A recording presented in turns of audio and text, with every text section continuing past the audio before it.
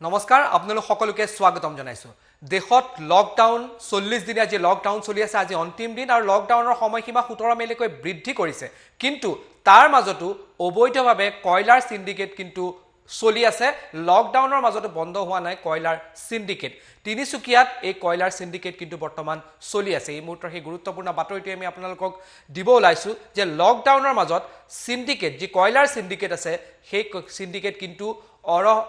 অহৰহ চলি আছে আৰু নগাঁৱৰ সাংসদ প্ৰদ্যুৎ বৰদলৈও এই গুটেই প্ৰসংগত প্ৰশ্ন উত্থাপন কৰিছে লকডাউনৰ মাজতে তিনিচুকিয়াৰ পৰা চলি আছে কয়লাৰ সিন্ডিকেট উজনি অসমৰ পৰা ট্ৰাকে আহিছে কয়লা ভৰ্তি ট্ৰাক তিনিচুকিয়াৰ মাকুমত সংঘটিত এটা পথ দুৰ্ঘটনাৰ পাছত এই ভয়ংকৰ তথ্য পোহৰলৈ আহিছে মাকুমত এটা ভয়ংকৰ পথ দুৰ্ঘটনা আছে তাৰ পিছতে এই ঘটনা সংঘটিত হৈছে আৰু দুৰ্ঘটনা এই পোহৰলৈ আহিছে আৰু দুৰ্ঘটনাগ্ৰস্ত ট্ৰাকৰ ভিতৰত আছে টনকৈ কয়লা দুৰ্ঘটনাৰ পিছতে বন্ধ হৈ পৰিছে ৰাজপথত আবদ্ধ হৈ থকা 50 খনৰ অধিক কয়লা ভৰ্তি ট্ৰাক যি সময়ত লকডাউন চলি আছে সেই লকডাউনৰ মাজতে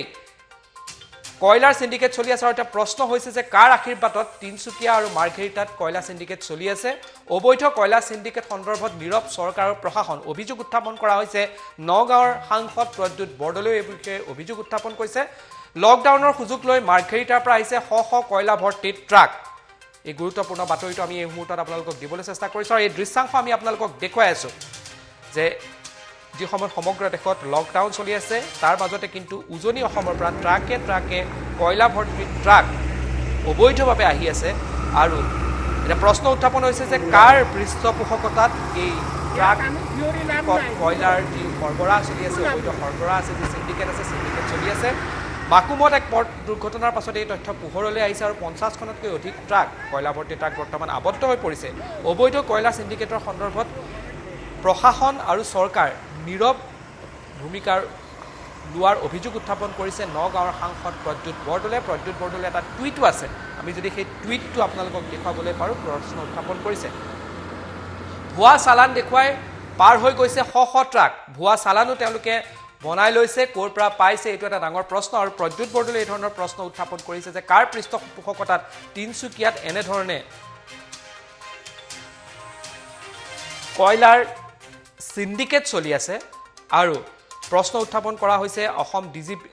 ডিজিপি আসমক টেগ কৰিয়ে প্ৰশ্ন উত্থাপন কৰা হৈছে চৰকাৰক প্ৰশ্ন উত্থাপন কৰিছে প্ৰদ্যুৎ বৰদলৈ আৰু এইখন আপোনালোকক আমি ভুৱা চালানখন দেখুৱাই আছো যি চালানখন ব্যৱহাৰ কৰি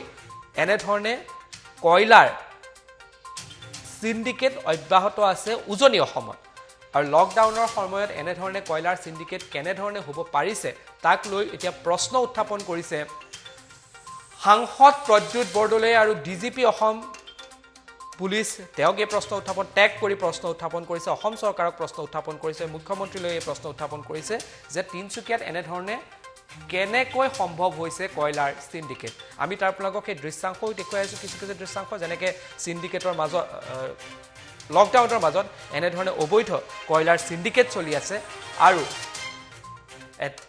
মাকুমত যি এক পথ দুৰ্ঘটনা হৈছিল তাৰ পাছতে এই তথ্য পোহৰলৈ আহিছে যে বৰ্তমান এনেধৰণে অবৈধ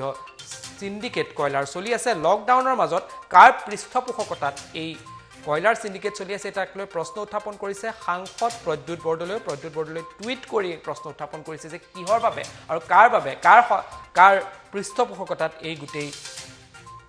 কয়লাৰ সিন্ডিকেট বৰ্তমান তিনচুকীয়া আৰু মাৰ্ঘেৰিটাত চলি আছে এটা এটা গুৰুত্বপূৰ্ণ প্ৰশ্ন আমি আপোনালোকক দৃশ্যাংশ দেখুৱাই আছো আৰু যি সময়ত সমগ্ৰ দেশত লকডাউন চলি আছে লকডাউনৰ সময়সীমা বৃদ্ধি কৰা হৈছে 17 মেলৈকে তাৰ মাজতে কিন্তু অত্যাৱশ্যকীয় সামগ্ৰীৰ বাদে অন্য কোনো বস্তু সৰবৰাহ কৰিবলৈ দিয়া হোৱা নাই এই মুহূৰ্তলৈকে পিছত দিয়া হ'ব কিন্তু এই মুহূৰ্তলৈকে দিয়া হোৱা নাই কিন্তু কয়লা ভৰ্তি এনেকে ট্ৰাক কিন্তু উজনি অসমত তিনচুকীয়া মাৰ্ঘেৰিটাত কয়লা লৈ চলি আছে আৰু ভুৱা পাছো তেওঁলোকৰ হাতত আছে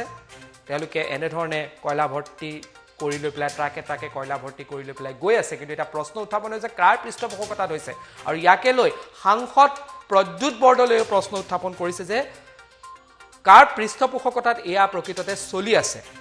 আৰু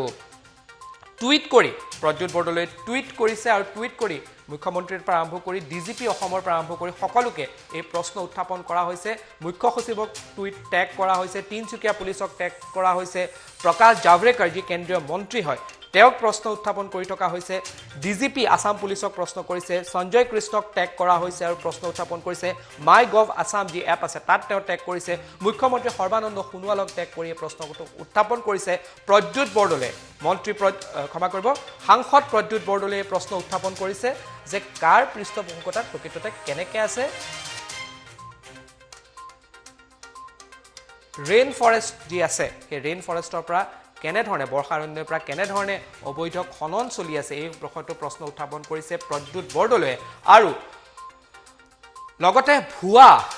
যি পাছ আছে সেই পাছো ব্যৱহাৰ কৰি থকা হৈছে কয়লাৰ সৰবৰাহকাৰীৰ ফালৰ পৰা এতিয়া প্ৰশ্ন উত্থাপন কৰিছে যে এই লকডাউনৰ মাজত প্ৰশ্ন উত্থাপন হৈছে সাংসদ প্ৰদ্যুৎ বৰদলৈয়ে প্ৰশ্ন উত্থাপন কৰিছে প্ৰকৃততে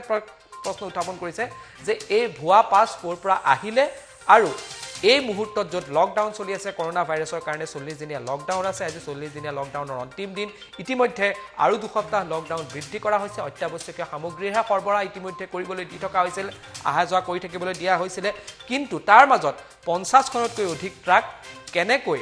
তিনচুকীয়া আৰু মাৰ্ঘেৰিটাত অবৈধভাৱে কয়লাৰ সৰবৰাহ চলাই আছে তাক লৈ এটা গুৰুত্বপূৰ্ণ প্ৰশ্ন উত্থাপন কৰিছে চৰকাৰ আৰু প্ৰশাসনক উভতি ধৰিছে প্ৰদ্যুৎ বৰদলৈ সাংসদ প্ৰদ্যুৎ বৰদলৈ আমি প্ৰদ্যুৎ বৰদলৈ টুইটটো পুনৰ আপোনালোকক দেখুৱাব বিচাৰিছোঁ টুইট কৰি তেওঁ মুখ্য সচিবৰ পৰা আৰম্ভ কৰি মুখ্যমন্ত্ৰীৰ পৰা আৰম্ভ কৰি অসম পুলিচৰ পৰা আৰম্ভ কৰি তিনচুকীয়া পুলিচৰ পৰা আৰম্ভ কৰি প্ৰকাশ জাভড়েকাৰ যিজন কেন্দ্ৰীয় মন্ত্ৰী তেওঁকো টেগ কৰি প্ৰশ্ন উত্থাপন কৰিছে যে কেনেকৈ চলিবলৈ সম্ভৱ হৈছে আৰু এতিয়া সকলোৰে মনত এটা প্ৰশ্ন যে লকডাউনৰ মাজত এনেকৈ ট্ৰাকে কয়লা ভৰ্তি কৰি পেলাই অবৈধ সৰবৰাহ কৰাৰ আঁৰত কোন কাৰ পৃষ্ঠপোষকতাত প্ৰকৃততে এই সৰবৰাহ চলি আছে আৰু ইয়াক লৈ প্ৰশ্ন উত্থাপন কৰিছে প্ৰদ্যুৎ বৰদলৈ নগাঁও সাংসদ প্ৰদ্যুৎ বৰদলৈ গুৰুত্বপূৰ্ণ প্ৰশ্ন যে প্ৰশাসন তন্ত্ৰ ইয়াৰ উত্তৰ দিব পাৰিব নেকি ইয়াৰ প্ৰশ্ন উত্থাপন কৰিছে সাংসদ প্ৰদ্যুৎ বৰদলৈ আৰু এই মুহূৰ্তত সেই গুৰুত্বপূৰ্ণ বাতৰিটো দিব বিচাৰিছোঁ যে লকডাউনৰ মাজতেই অবৈধ কয়লাৰ সৰবৰাহ উজনি অসমত চলি আছে ট্ৰাকে কয়লা ভৰ্তি কৰি অবৈধ সৰবৰাহ চলি থকা হৈছে সিন্ডিকেট চলি থকা হৈছে মাৰ্ঘেৰিটাত এক